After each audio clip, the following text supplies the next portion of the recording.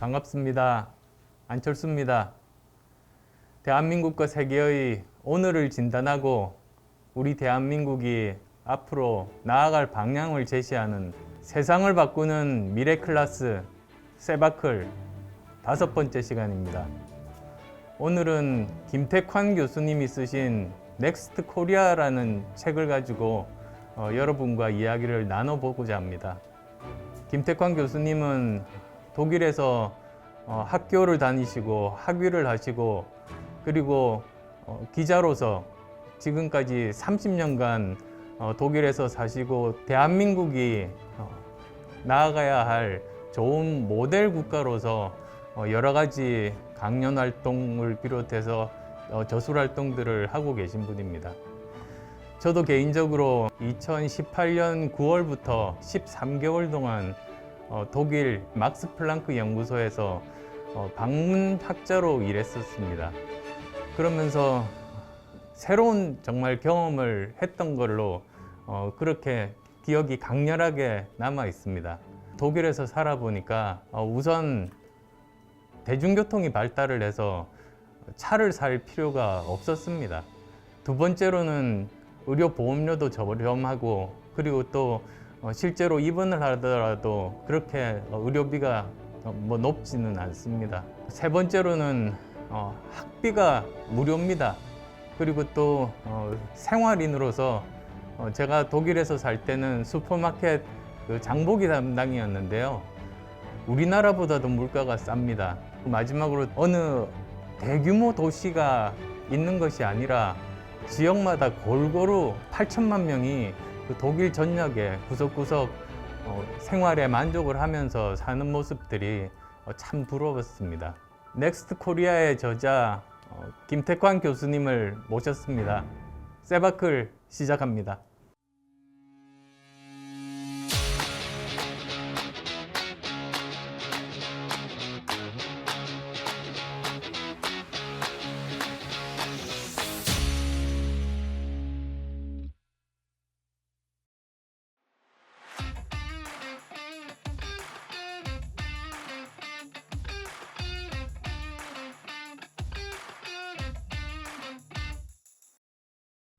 저는 꿈이 있습니다. I have a dream. 넥스트 코리아. 비욘드 저먼입니다. 독일을 배우는 걸 넘어서 독일을 뛰어넘자. 독일이 우리보다 5가지를 지금 해결해 가고 있어요. 가장 중요한 게 청년 일자리입니다. 독일은 완전 고용의 사회로 가고 있어요. 4차 산업혁명, 기술 발전을 이야기하는데 우리보다 더 발전한 독일은 완벽하게 문제를 해결하고 있습니다. 사회적 시장 경제에다가 사회복지제도를 만들고 기회가 왔었을 때 평화 통일을 했고 유럽의 27개 나라 6억 명이 경제 공동체를 이루면서 그 중심 국가로 만들어가는 이 독일의 저력, 우리가 이제 꼭 뛰어넘어야 될 저는 5가지 요소라고 설명드리고 짧게 설명한 것은 어떻게 이런 독일이 가능했는가? 2차 세계대전의 패전국가였고 통일되기 힘든 나라인데 어떻게 이걸 가능하게 만들었을까를 말씀을 드리고 우리는 그보다 더 잘할 수 있는, 더 잘할 수 있다고 저는 확신을 합니다. 이 시대를 독일이 어떻게 만들어가고 있고 우리는 어떻게 하면 그걸 뛰어넘을까 말씀을 드리겠습니다. 가장 중요한 건 한마디로 설명드리면 독일의 정치 리더들입니다. 분단 이후에 8명이 지난 평균 10년씩 이제 이 집권해 오면서 모두가 잘 사는 나라를 만들려고 노력했고 이념과 지역과 계층을 떠나서 그런 노력했습니다.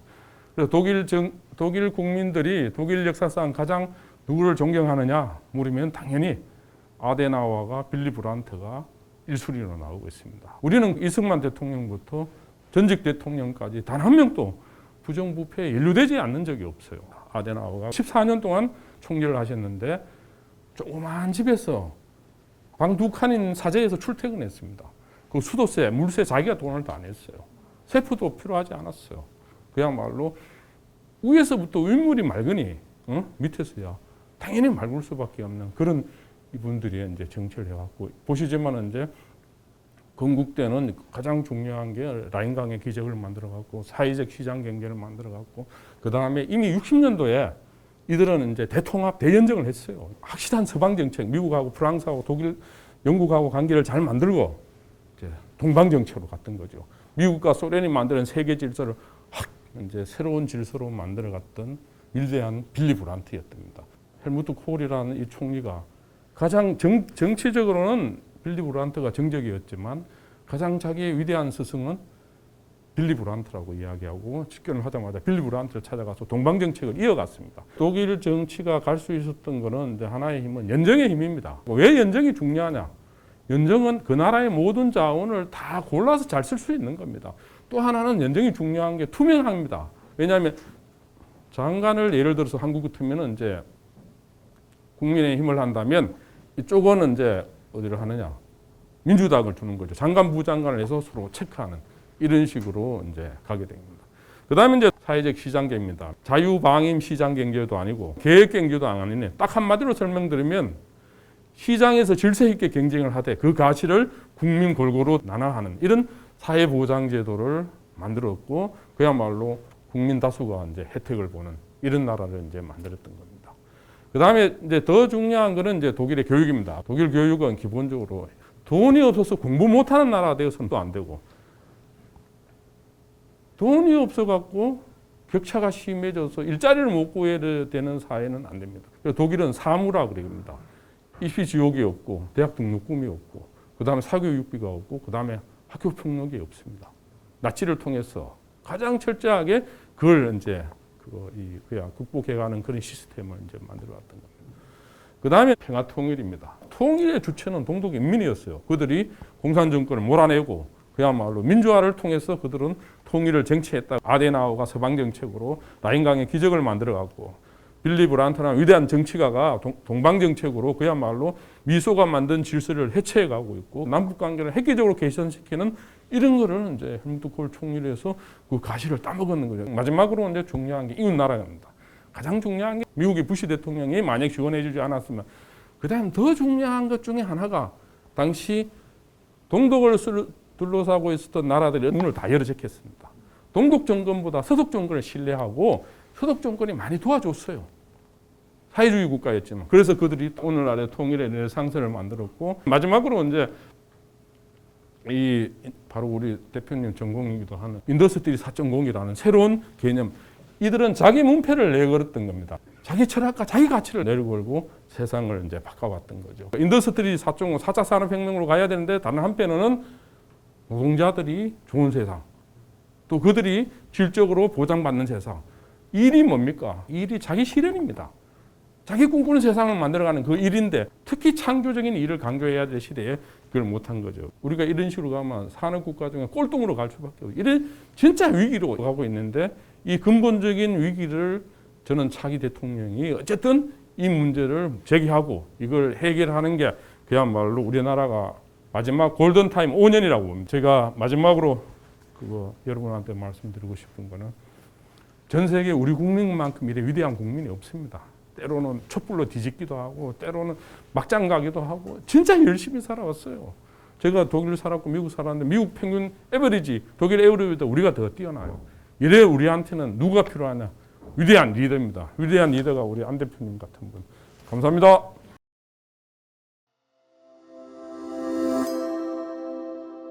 세상을 바꾸는 미래클래스 세바클. 오늘은 5번째 시간으로 넥스트 코리아의 저자 김태환 교수님과 함께하고 있습니다. 여러분 오늘 강연 어떠셨습니까? 우선 저부터 좀 여쭤보고 싶습니다.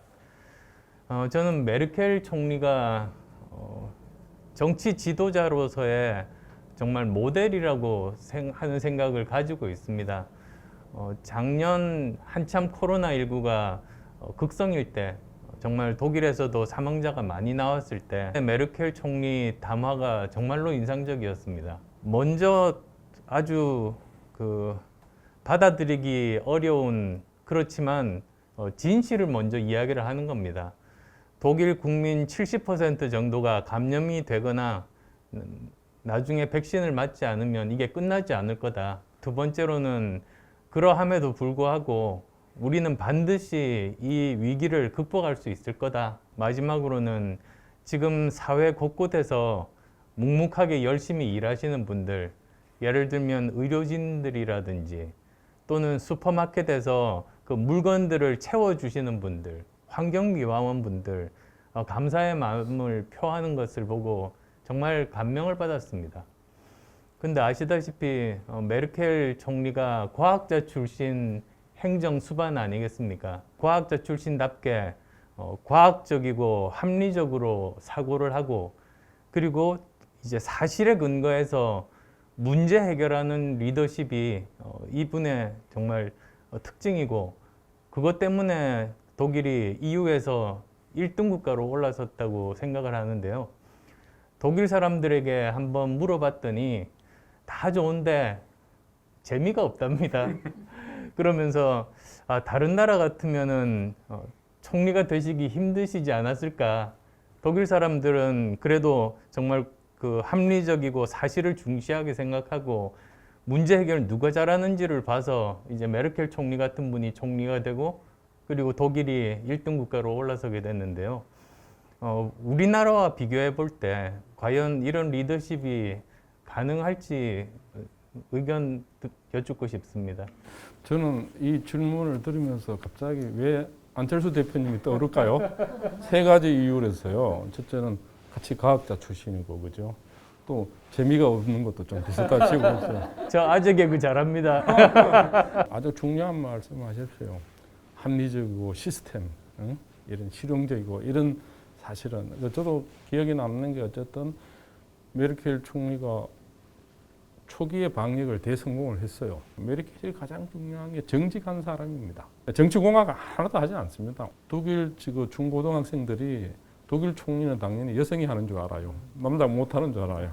메르켈 총리가 그 정도로 잘 해놨죠. 잘 해놓고 지금 또 그거 지지도가 70%입니다. 대표님이 이야기하신 대로 이제 메르켈의 최고의 장점은 정직하고 겸손하고 그다음에 실력이 있고 그죠? 누구보다 과학적으로 지금 과학 시대거든요. 4차 산업은 과학 시대고 우리도 그런 지도자가 나와야 되고 저는 우리 국민이 그런 지도자 원하고 있고 그래서 이제 지도자가 하늘에서 떨어지지 않습니다. 현 지도자 중에 확실하게 자기 파괴하고 전환해야죠. 하면 난 충분히 우리 국민들이 받아들이려고 확신합니다.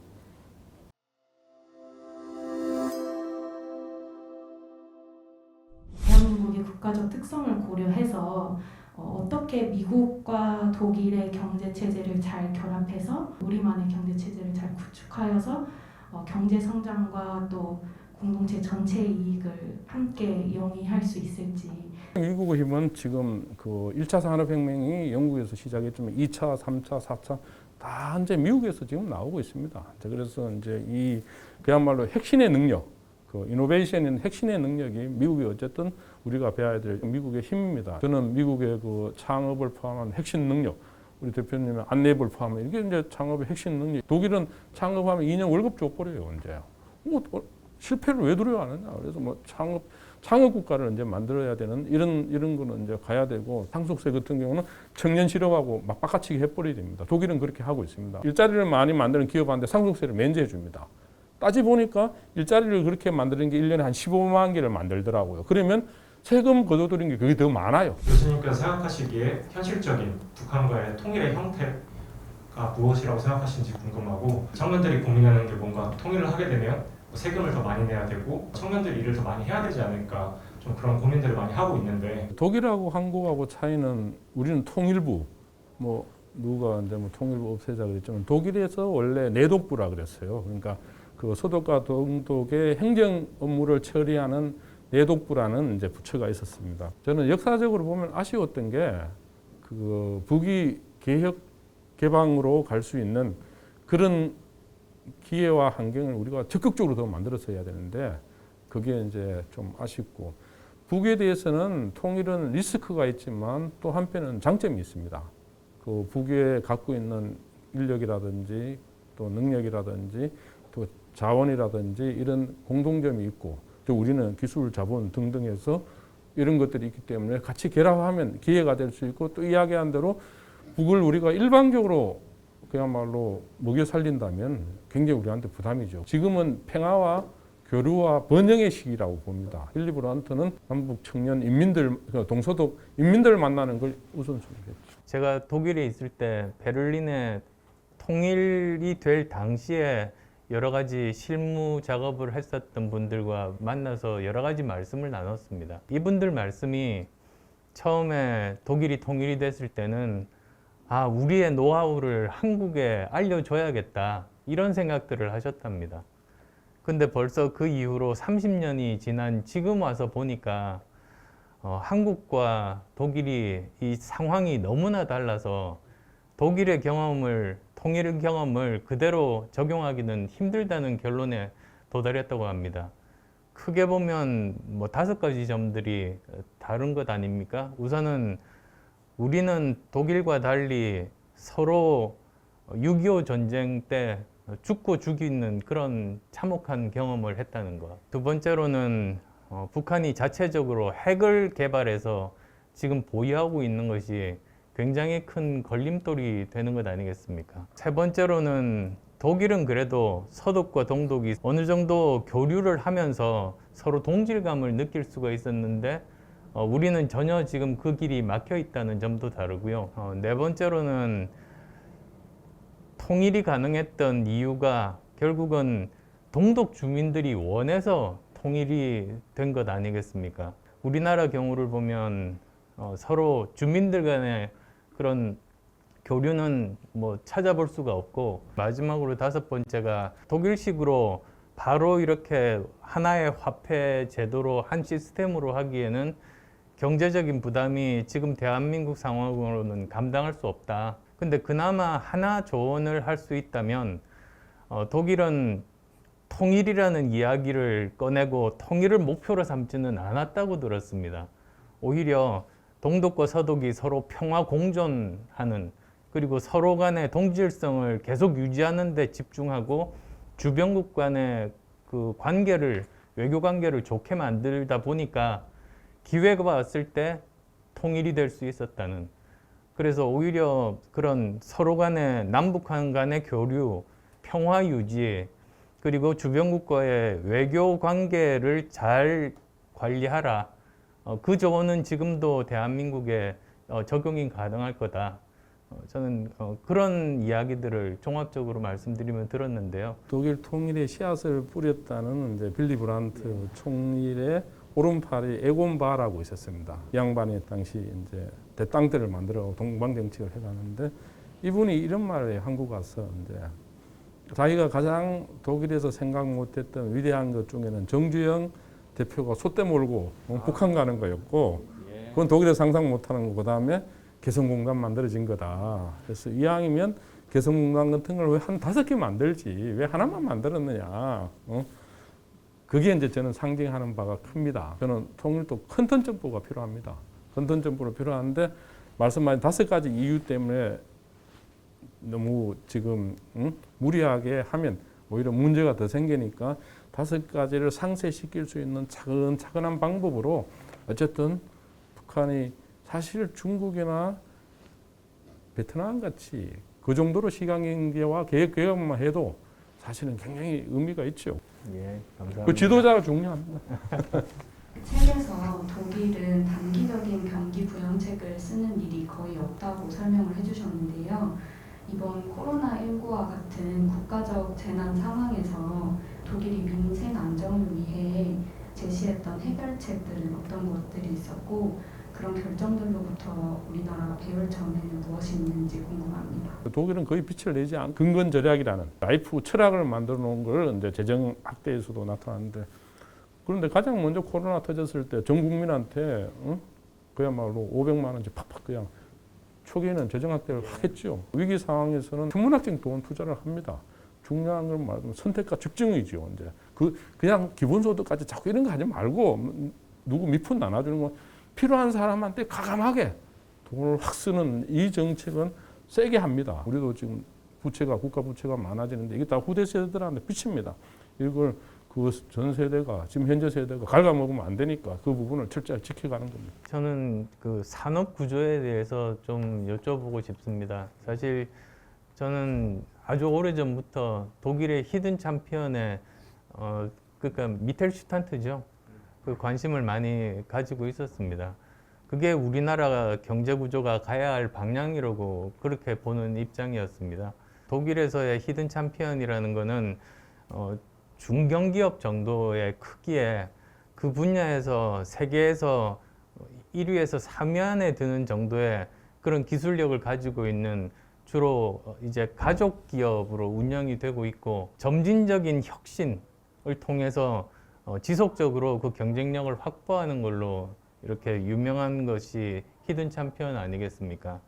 근데 우리나라는 불행하게도 이러한 그 히든 챔피언에 해당되는 중견기업들이 갈수록 사라지고 있습니다. 대기업이 아주 작은 중소기업과 바로 이렇게 일을 하는 그런 경우가 많다 보니까 여러 가지 불공정 거래라든지 이런 문제들이 생기는 것 같습니다. 독일에서 히든 챔피언이 자리를 잡은 것과 우리나라는 완전 반대로 이렇게 중견기업이 없어져 버리는 이 차이가 어디에서 나온다고 보시는지요? 미텔슈탄트라고 뭐냐? 미텔은 중간이라는 겁니다. 슈탄트는 이제 허리라는 뜻인데, 그러니까 경제의 허리를 받치고 있는 이 미텔슈탄트 이제 히든 챔피언들을 말씀하시는데, 그게 지금 우리 경제의 가장 취약적입니다. 우리가 이제 미텔슈탄트, 히든 챔피언 이런 기업이 많아야 되는데, 그게 이제 정부 정책이 첫째 문제가 있었고. 두 번째로 이제 한국의 그 기업 문화들이 또 일정 정도 문제가 있었고, 세 번째로 이제 그렇게 할 수 있는 사회적 분위기를 못 만들어 준 거죠. 세상을 바꾸는 미래클래스 세바클 5번째 시간으로 넥스트 코리아의 저자 김태관 교수님과 함께했습니다. 교수님 오늘 강연 어떠셨습니까? 세바클, 세상을 바꾸는 미래클래스, 진짜 미래를 바꿔내지 않으면 우리는 저는 미래가 없다고 봅니다. 그래서 그 미래는 누구 바꿔내느냐? 우리가 리더와 함께 만들어내야 된다고 봅니다. 그래서 오늘 제가 이 독일에 대해서 이야기했는데 우리 국민 독일보다 훨씬 더 위대합니다. 그래서 새로운 리더가 그야말로 우리 위대한 이 국민들과 더불어 강함한 창조적 파괴를 해야 됩니다. 창조적 파괴를 하면 저는 국민의 지지를 받을 수 있을 뿐만 아니라 국민들이 희망을 가질 때 그 나라는 힘이 생기는 겁니다. 그래서 이제 저는 오늘 이 안철수 대표님을 포함한 세상을 바꾸는 미래 클래스가 대한민국이 그야말로 바뀌어가는 그런 하나의 오늘 진원지가 허브가 되기를 바라면서 다시 한번 초청해 주셔서 고맙습니다. 감사합니다. 네, 감사합니다, 교수님.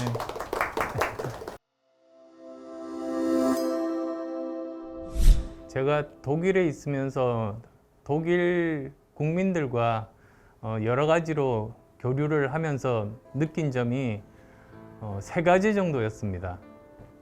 첫 번째로는 이 독일 사람들은 너무나도 지속 가능성에 대해서 정말로 중요하게 생각하는구나, 그걸 느꼈습니다.